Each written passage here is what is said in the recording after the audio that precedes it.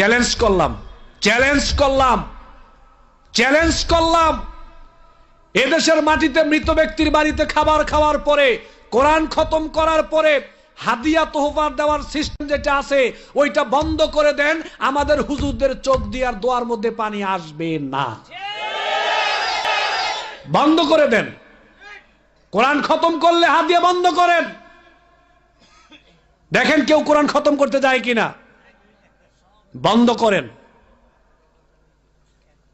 আপনার বাবা মার জন্য দোয়া আমি করব, আর আমার চোখ দিয়ে পানি পড়বে। আমার বাবা মার জন্য আমার চোখ দিয়ে পানি আসে না। আপনার বাবা মার প্রতি কি দরদ আমার, হায় রে পানি আর পানি, একটু পানিও আসবে না, খালি হাদিয়াটা বন্ধ করে দেন। বেদাত, এই বেদাতটা আজকে সমাজ থেকে উঠতেছে না খালি আমাদের স্বার্থের কারণে।